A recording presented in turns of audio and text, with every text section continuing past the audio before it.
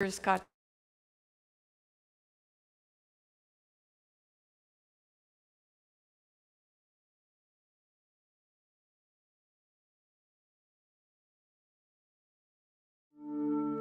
waiting for our live stream audience to come online, and we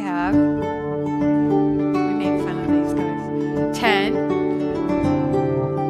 and what do we have now? 5, 4, 3, 2, 1. Here we are. Welcome to you all. We're delighted you're joining us. It's in the United States. It's the beginning of Thanksgiving week, and so I don't know what your plans are, but I went out and got a turkey and pumpkin and all the things that we do traditionally. Today we're a non-traditional congregation, and we like that. So to lead us in some non-traditional wonderful music, we have our incredible band. Well, good morning, everyone. If you're here in person and you can stand up with us, we're going to sing into this day together.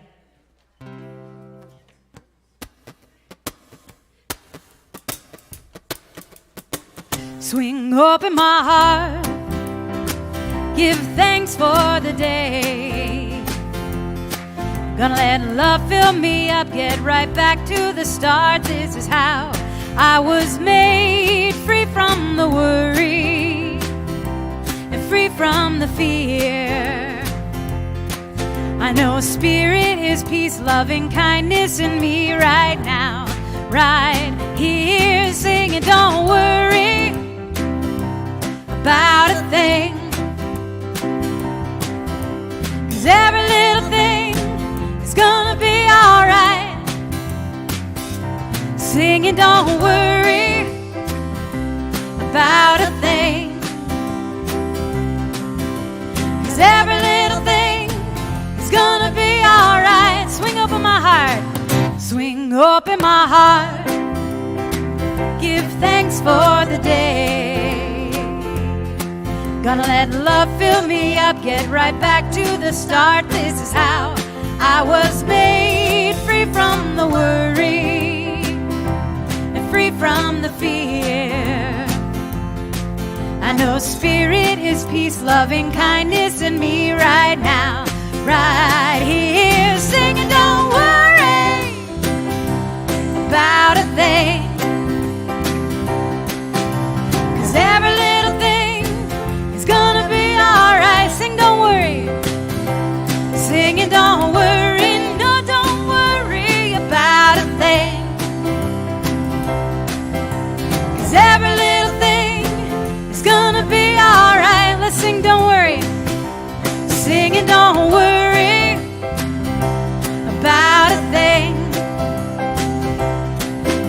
'cause every little thing is gonna be alright. Every little thing, yeah, every little thing is gonna be alright. One more time, sing it out.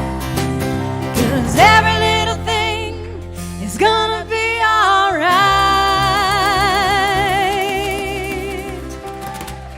Yeah. Well, good morning. Take a minute to greet some of those beautiful humans out there.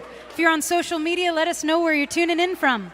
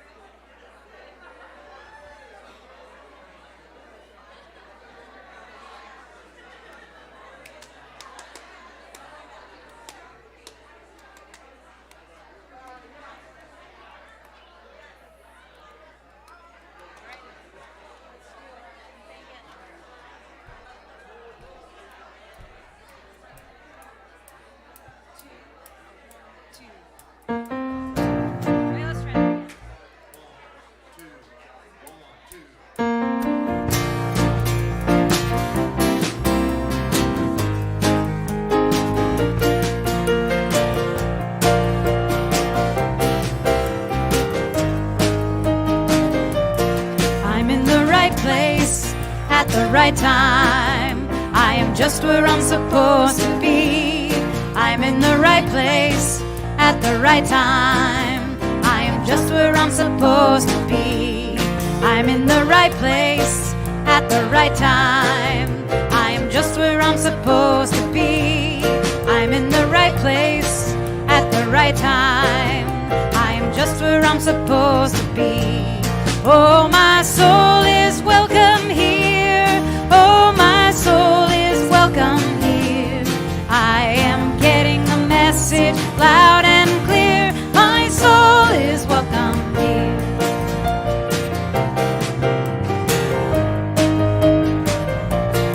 I'm in the right place at the right time. I am just where I'm supposed to be. I'm in the right place at the right time.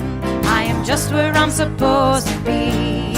Oh, my soul is welcome here. Oh, my soul is welcome here. I am getting the message loud and clear. My soul is welcome here. Oh, my soul is welcome here. Oh, my soul is welcome here. I am getting the message loud and clear. My soul is welcome here. I am getting the message loud and clear. My soul is welcome here. My soul is welcome here. My soul is welcome here. My soul is welcome here. My soul is welcome here. My soul is welcome here. My soul is welcome here.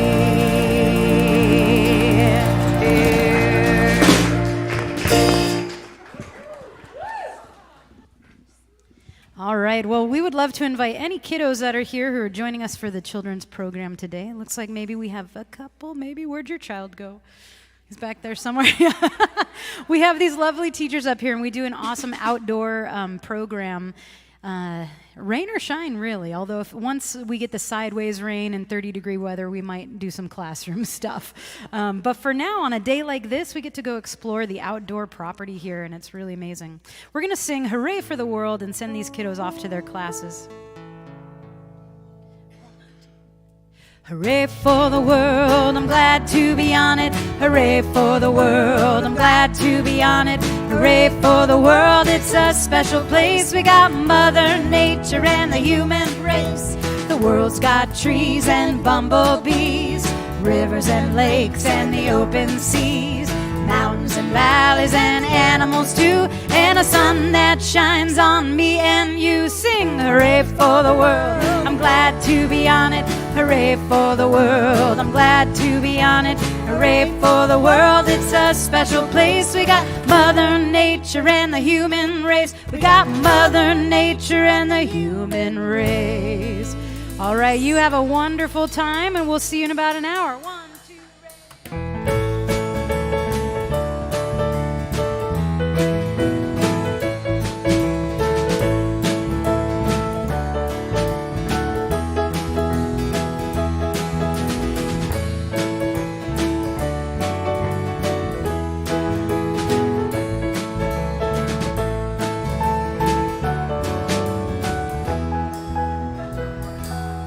So sweet.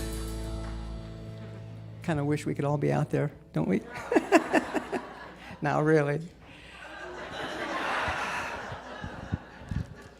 Just want to remind you to still your cell phones. We get in the habit sometimes of being home all the time that we forget about that. Anyway, I'd like to invite everyone here to settle in to their chairs, put aside the hustle and bustle of the day and all the, what do I have to do next? And turn within. Because within is our connection to the divine, to the connection that is all that there is. There is one mind. That mind is God's mind. That mind is my mind.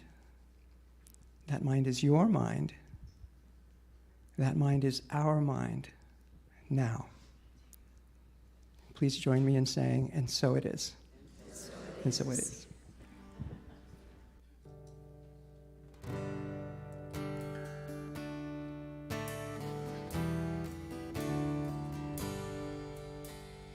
Loving Spirit dwells in me. This is my divinity. As within, so without. All I need is here and now. Where there's error, let me love. May I have no fear. All the power, all the glory, I surrender. Let it be. Loving Spirit dwells in me now and evermore.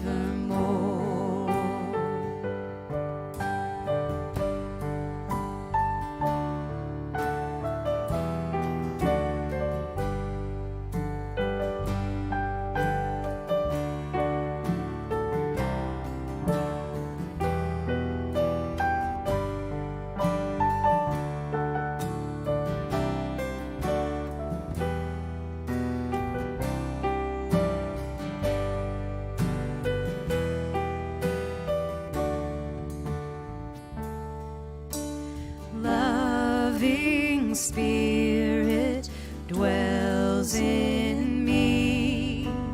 This is my divinity. As within, so without. All I need is here and now. Where there's error, let me love. May I have no fear. All the power, all the glory, I surrender. Let it be. Loving Spirit dwells in me now and evermore.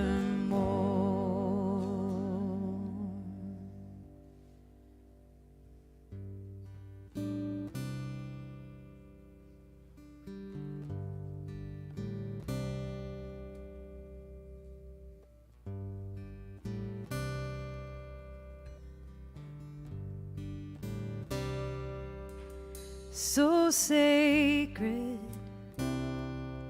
so secret, so precious, this love.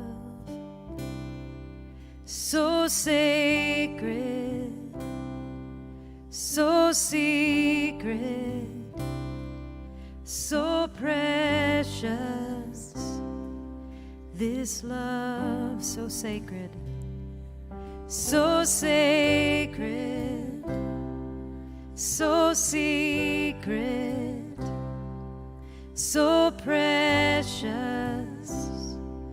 this love. So sacred, so secret, so precious, this love. I will share, I will share, I will share share, I will share, I will share, I will share this love.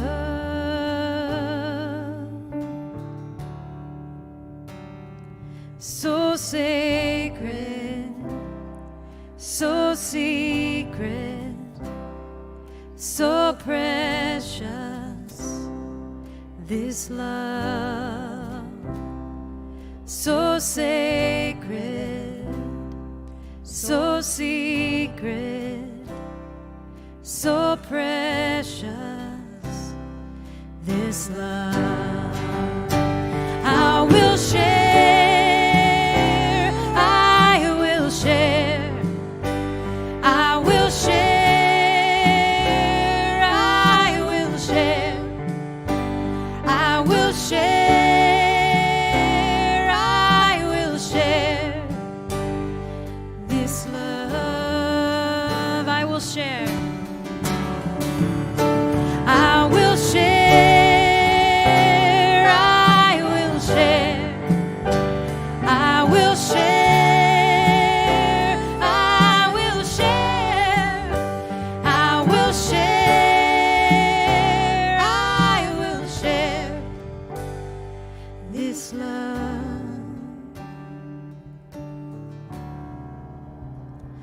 So sacred, so secret, so precious, this love. So sacred, so secret, so precious, this love.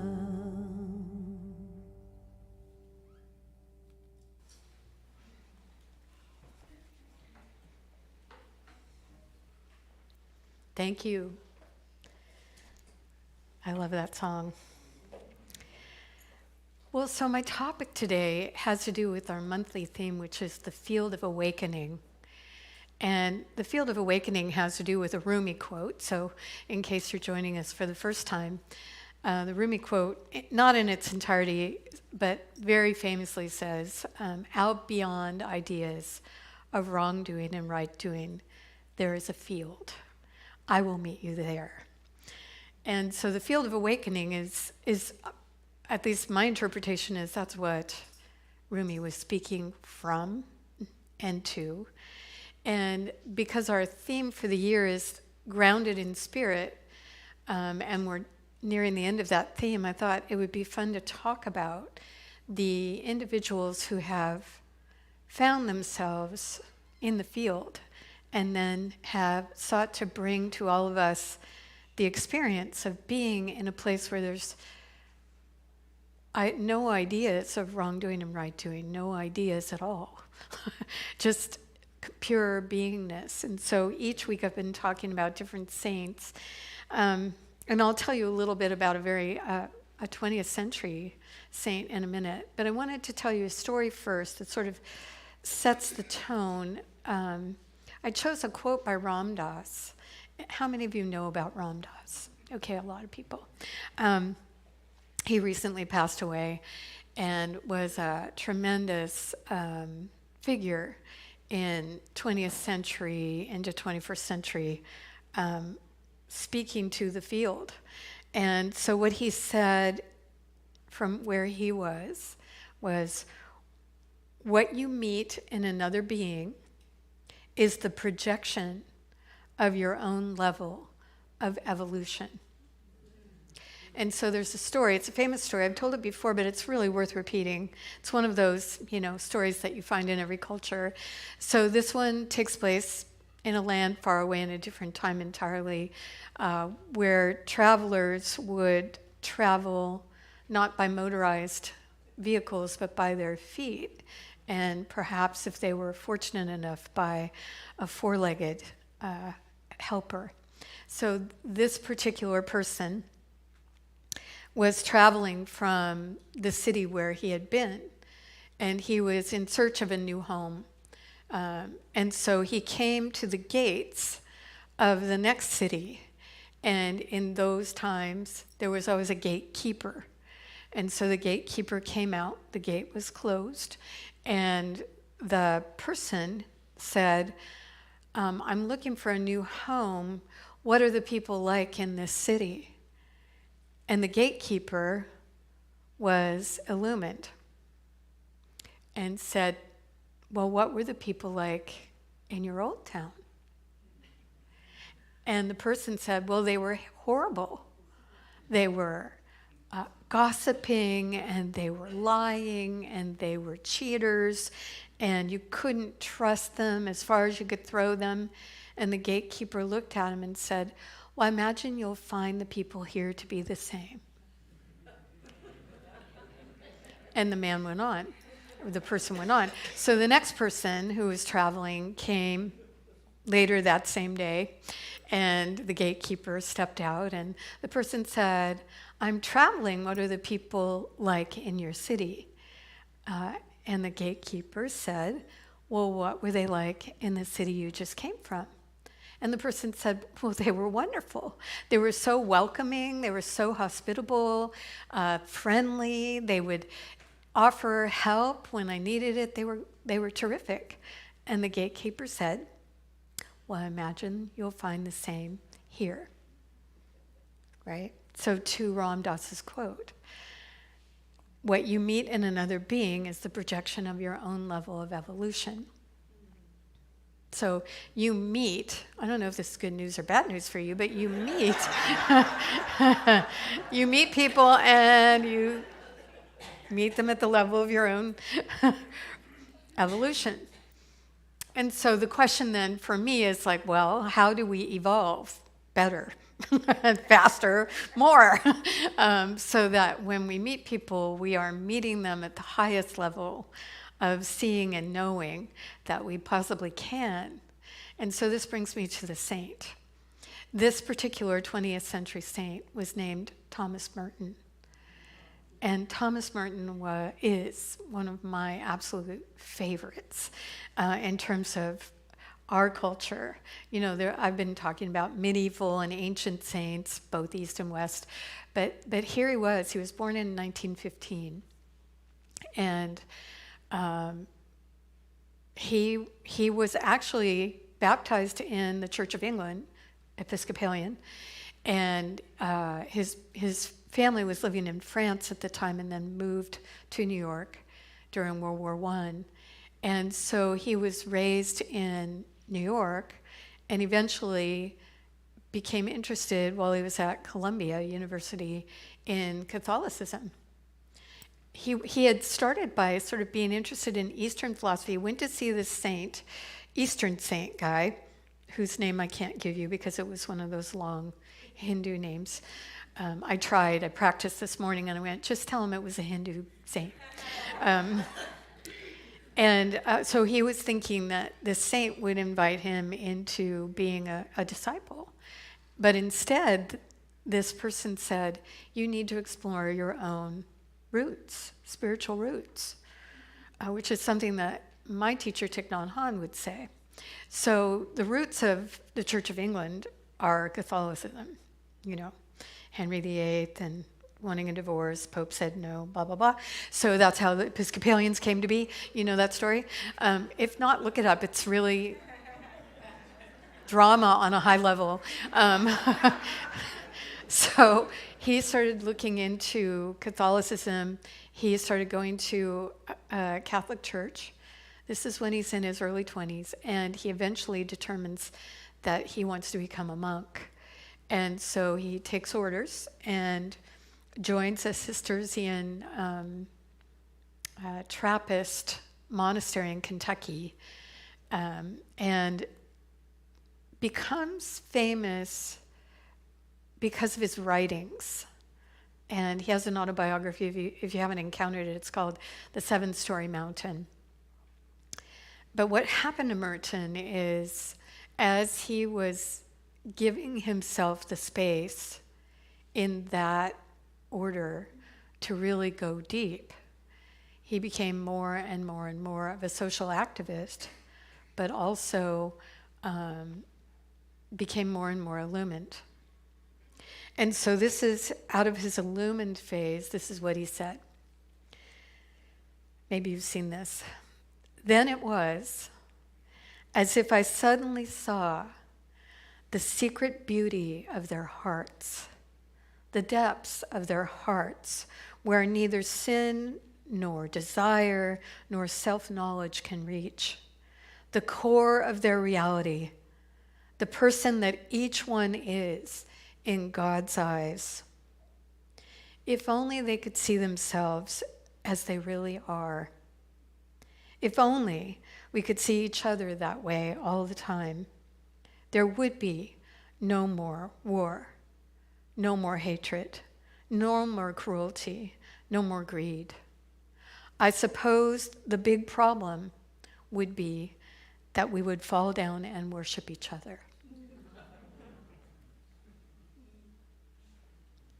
Now, I don't walk around in that state all the time, but I've touched that place, have you? And I've been able to see in others that incredible beauty, that God nature. And that's what the science of mind philosophy talks about, is that beneath the surface of our personality, below the surface of all of our fears and doubts and anxieties and the coming and going of what we need to do to support ourselves and those we love, there is a core of being that is divine, that is spirit, that is the essence of how we were made out of soul stuff. And it is that place where we're connected to all that is. It's that place that allows us to make use of spiritual laws, which many people don't even know about, that will assist us in living in a much more peaceful and loving, compassionate place. So, as I was thinking about this, this person, this man, who through his own journey, in a very, in a manner like you and I would have, there was no extraordinary, like somebody tapped him on the head and said, now you're enlightened. It was really a process of unfolding for him. He became more and more and more convicted of the necessity of peace, and that sacred humans needed to pursue peace as they pursued war. So he became radicalized, basically, for peace, if you can call it that. I don't know. That's what it looked like. And so I was thinking about my own journey, because his journey, of course, I'm not where he is, but was. But one of the things that maybe you've encountered is the term Anthropocene. Have you heard that? And Anthropocene is used now as a geologic term, like how they have different geologic ages. We're in the Anthropocene age, and what that means is that human beings have impacted the environment so profoundly that we have negatively transformed the earth.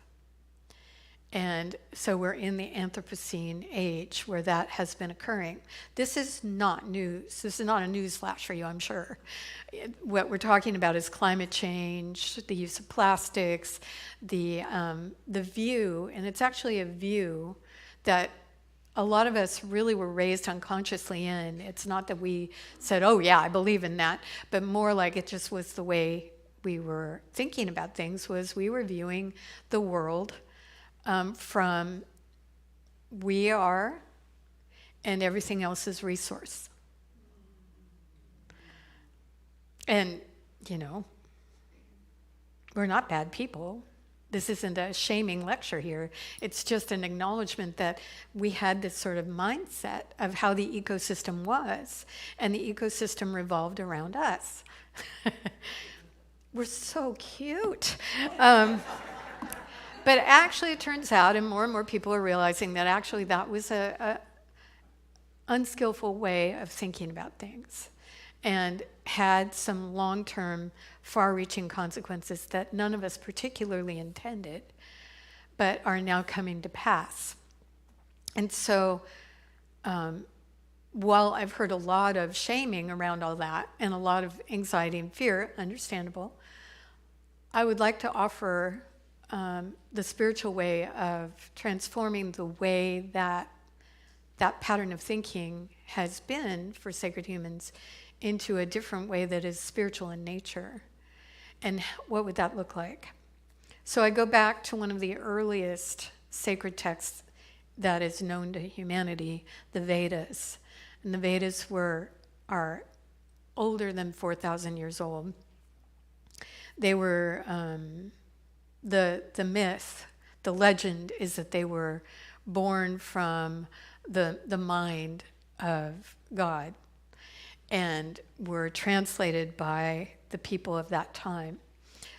Whatever the real story is, they're very old, and one of the very first Vedic teachings has to do with something called Indra's net.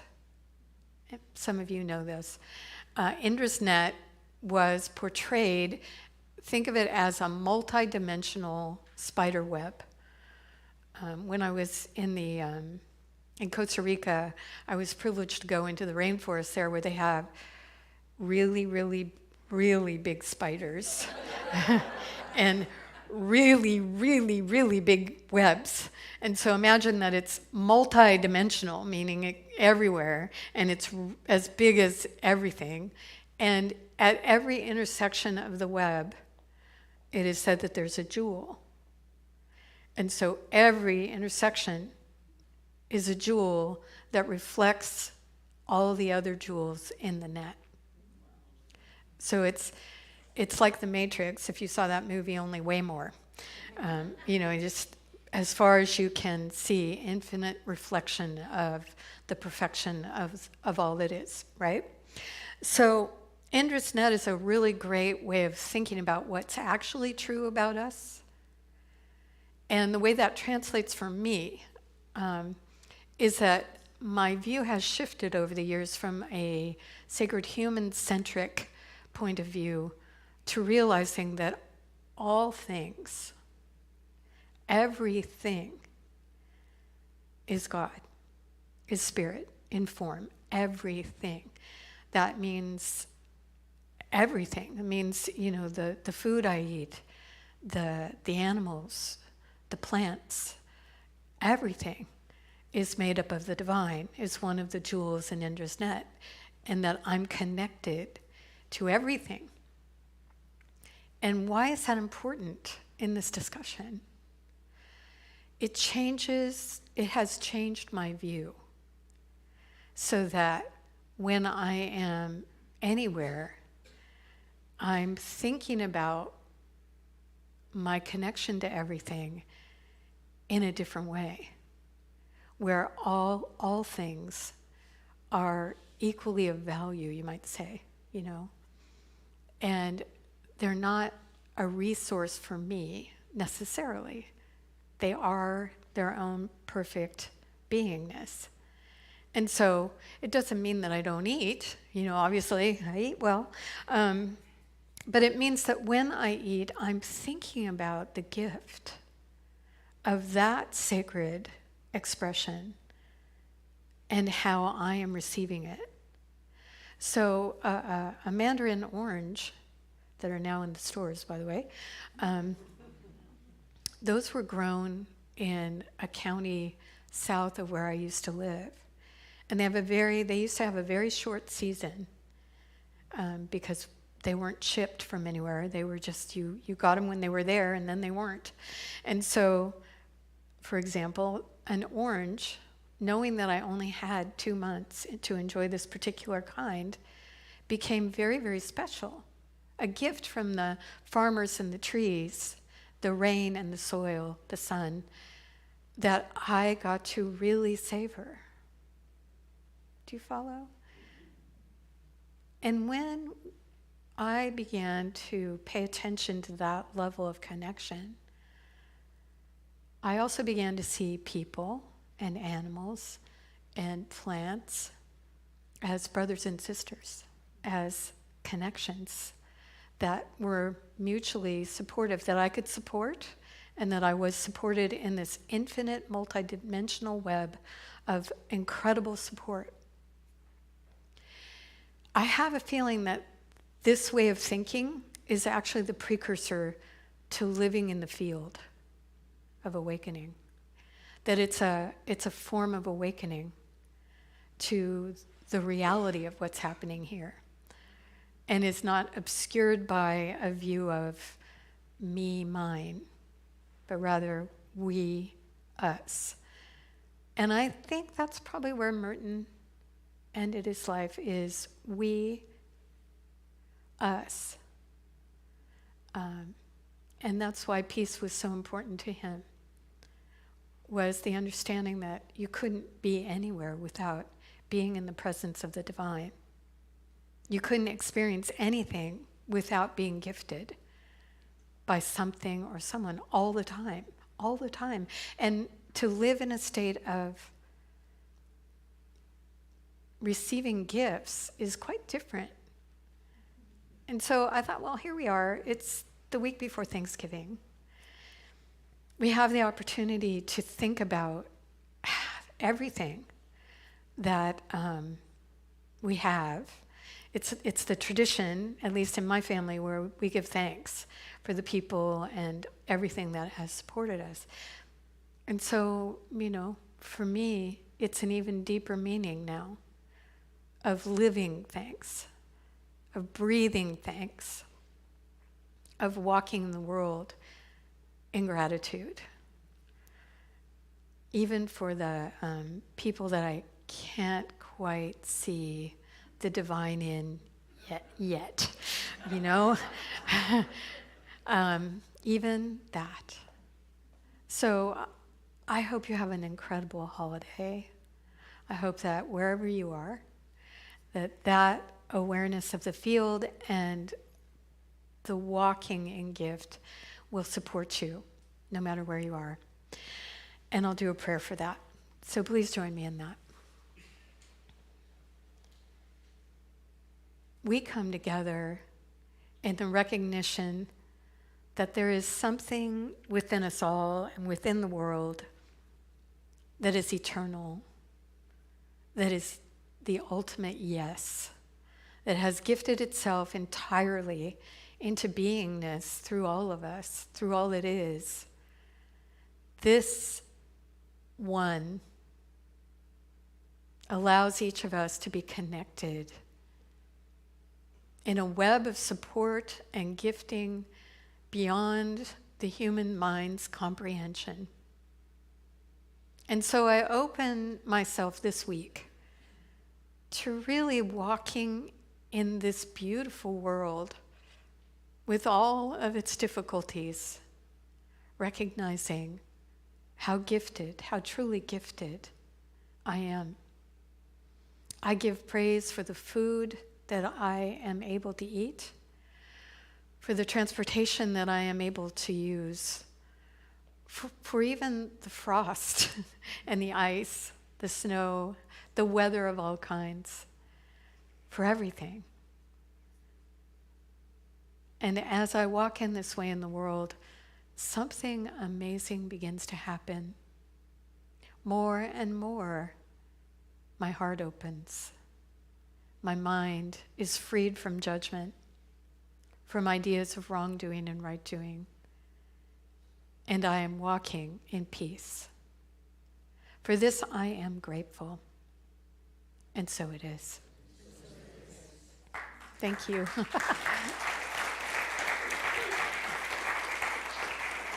Thank you.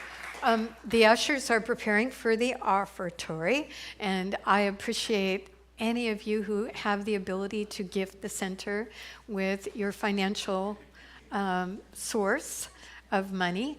We appreciate the money so much. You'll see Clara here. Clara is the administrative assistant to me and Zena. Yay. And the reason, she's incredible. The reason she's doing ushering today is we are in need of one more usher. And so if any of you would like to be an usher, talk to Clara after the service, and we'll tell you what the job entails, and we'd love you to be involved.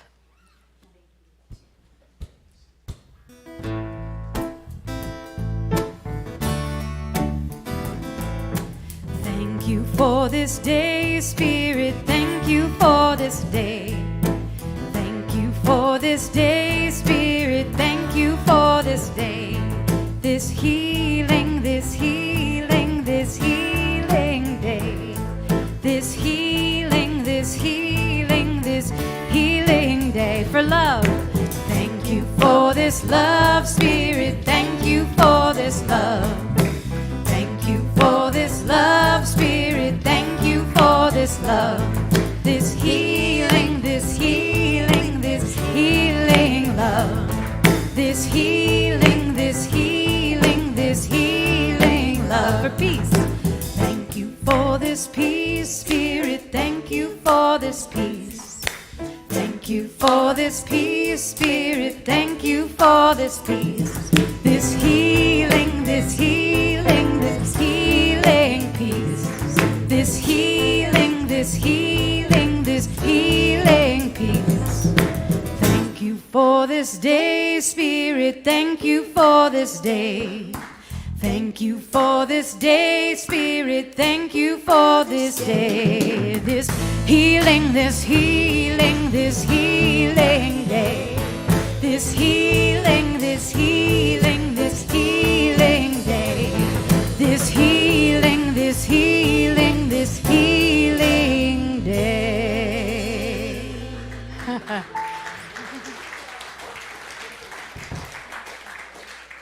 Well, we are in the second week of a 4-week opportunity to talk to you about money. And if you're just joining us, don't freak out. We only do this once a year. And so we call it the Giving Intention Program because we're very intentional about trying to be transparent about who we are, what we're doing with the incredible gifts that you give to support the center. I mean, when you think about it, there's actually not a product. I mean, spirit is the product, so it's kind of invisible. And so to be donating to that is really a beautiful thing, and it supports the very visible work that this community does together. So we talk about, during Giving Intention Time, the budget for the coming year, what our hopes are, and we have a special speaker every Sunday during the 4 weeks to talk about why they give and a little bit about whatever they want. So our speaker today, I'd like to invite up right now, is Reverend Zena.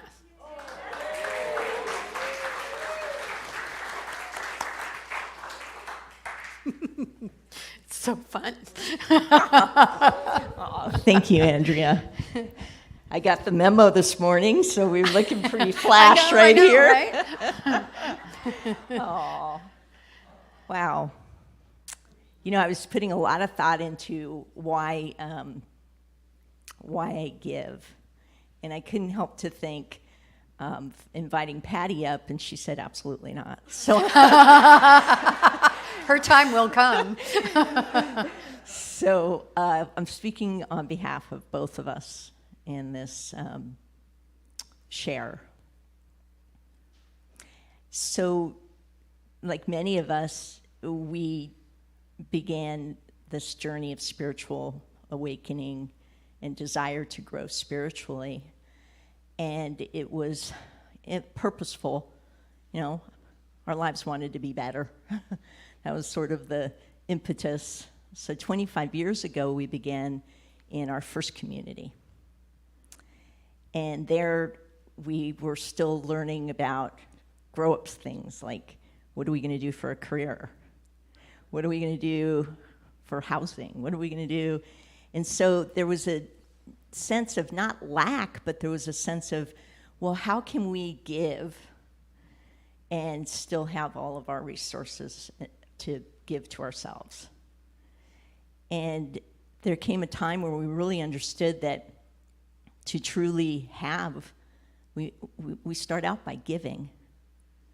And there was time, and there was talent, and there was a little bit of resource money-wise to give. But during that time, what happened for us is we really started to reap the benefits of what it really means to give to our spiritual home. And that's continued for 25 years. And arriving here at this center over a year and some ago has really changed our giving to be vested interest, in the sense of really feeling, and I've never felt that with the community before.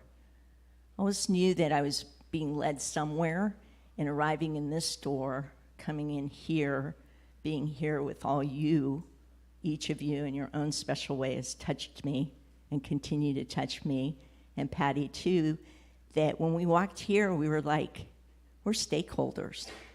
Not just because I'm here to be a reverend and serve, but because what happens here is really quite powerful. We saw it with our community yesterday.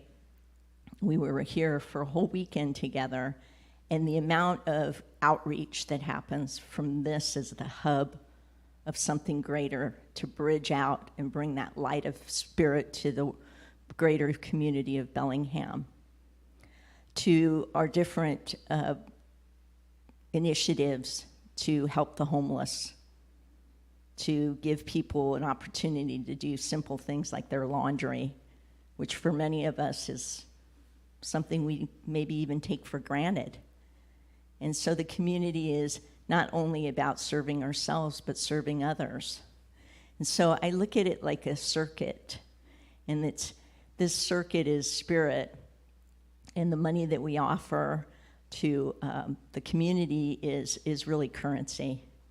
And it moves into the beautiful aesthetics we have here at the grounds, the beautiful musicians and their time that they spend with us, the building and the ministers, and Clara, and each of you to serve and offer different investments in classes and programs that allow us all to grow together and be better together than we are alone. And so I really want to share that with you, because I'm inviting you to be a stakeholder too, that this is your spiritual home too, and that we're so happy that you're all here, and I'm happy to be here, and let's just do this thing because it's fun. Thank you.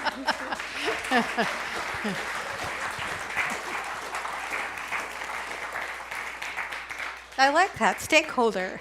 And that means you too, live stream people. Because even though maybe you can't be here in person physically because you're far flung, you're part of our larger community, and we're very grateful for you being here and supporting what we do.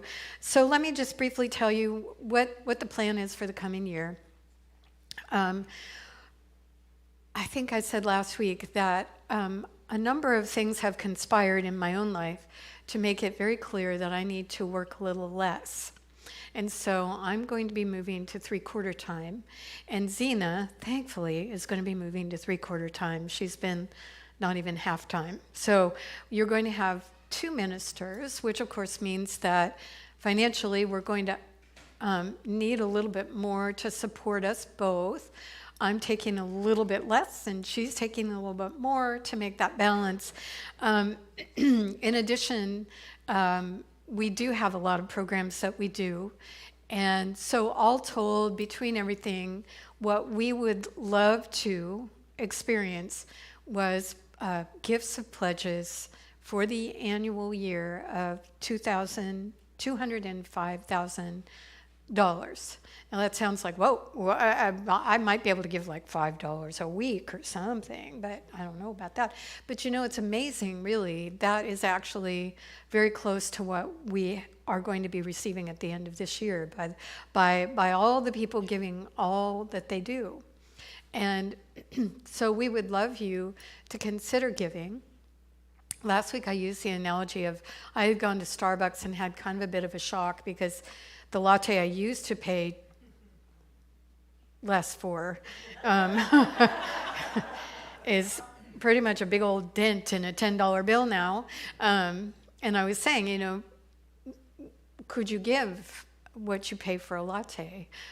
Every week or every month, could you give? And what I love about our center is there's an appreciation, certainly from me and Zena, but I think from all of us, that we're all at different levels financially, And there are some of you who can't give anything. And there are others of you who have been giving so generously and so deeply that it all kind of together makes everything roll along. How would you give if you have never really signed up for a monthly kind of giving, except maybe Amber was mentioning that, most of us sign up for a gym membership and then after the second month, that would be February, stop going. But we still pay, sometimes for years, right? So, maybe you've signed up for something like that, but never considered doing it for a spiritual community and supporting a spiritual community. So the way you would do it is online. If you love to do things online, this particular form is online. You can just go to the CSL Bellingham website and it's right there and fill it out there. It's a fillable PDF and we'll receive that. But if you are not technologically able to do that, we have these at our Ask Me desk in the back here. We don't? We have this one. She'll go get some, maybe.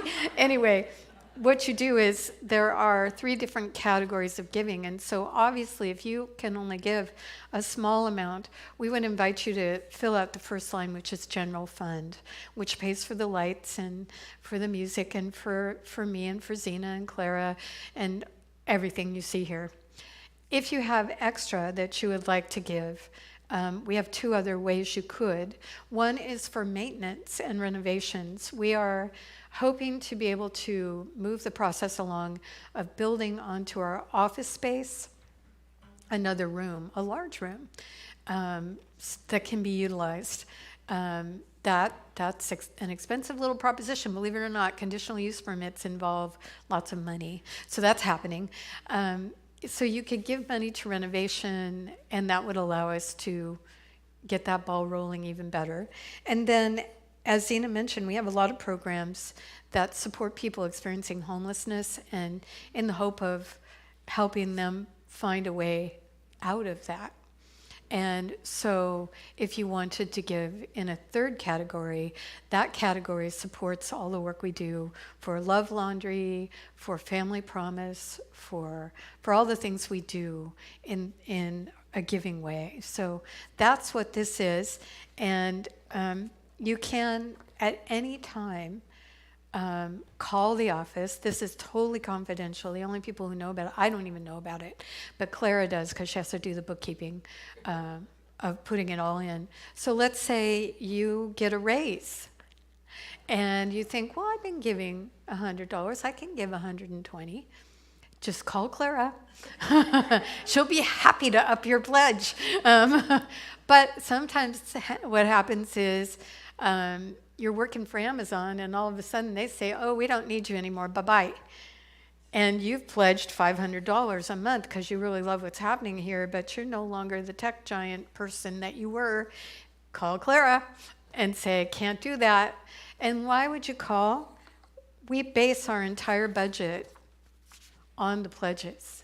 That's how we do the budget. We're very fiscally conservative. And so it's very helpful for us to know moment by moment where we really are, not just like what was pledged, but what's actually pledged, what's actually happening. So we love it when you can call and tell us, hey, I got a raise or whatever. There's a newsletter. We put it out once a month if you're interested. It has next year's theme as well as the monthly topics that we'll be speaking about. And it also tells you a little bit about how we've spent the money that you've generously given. because we do believe we live in a web of support, and we're very, very conscious of how supported we are. I can't tell you over the pandemic years how many centers folded. They're gone. And there are more that are falling because they didn't have the resources to be able to continue. We did and we do, and it's thanks to all of you. Thank you. I'm happy about that. So the only other things I wanted to tell you about, just in terms of general announcements, the women's group is meeting today at noon, and you're welcome to come. We'll be here in the sanctuary, and we're looking at women's saints and our own illumination moments. So really interesting discussion out of that. This coming Friday, the day after American Thanksgiving, we're having a beach cleanup with resources, and any of you who would like to join in that, it goes from noon. It goes from 10 to noon. And it's at Little Squalicum Beach, and you can go to the resources website, and they have a lot of information about how to be involved in beach cleanups. I also wanted to just take a moment and acknowledge what happened in Colorado Springs.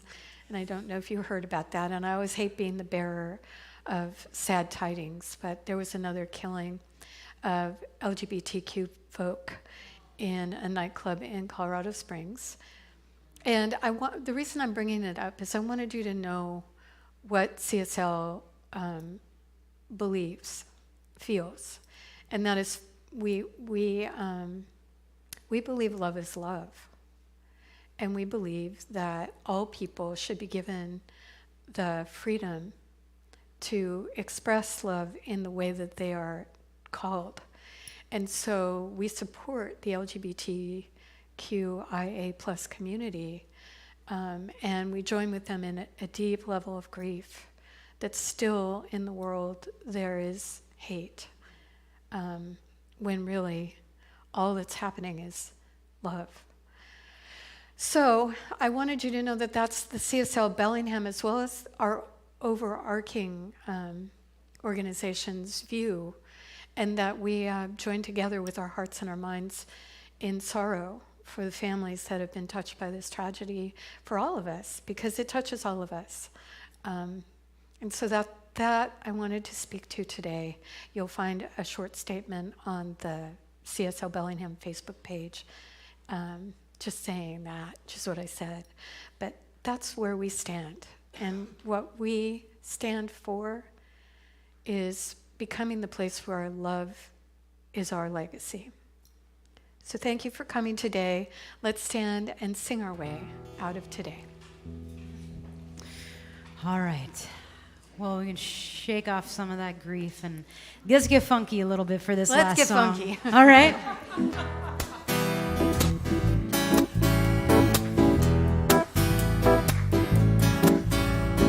Anything is possible when you believe. You know anything is possible when you believe. You can make a mountain move when you believe.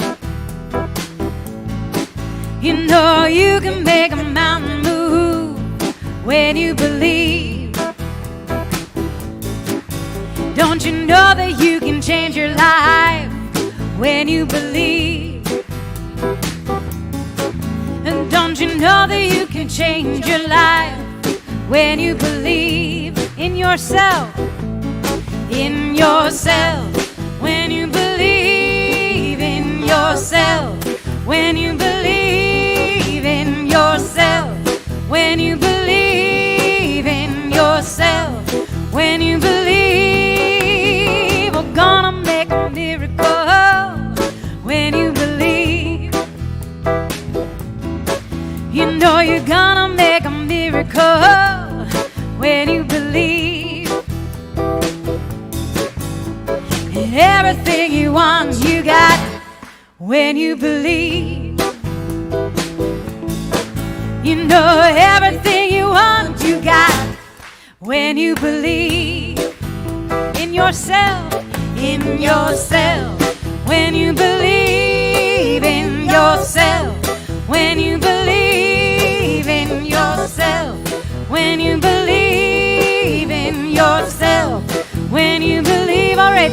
at those neighbors. I believe in me. That's right, and I believe in you. I believe in you. We believe in each other. There ain't nothing we can do. Nah, nah, nah, nah. Say, I believe in me. And I believe in you. We believe in each other. There ain't nothing we can do. Anything is possible when you believe. You know anything is possible when you believe in yourself.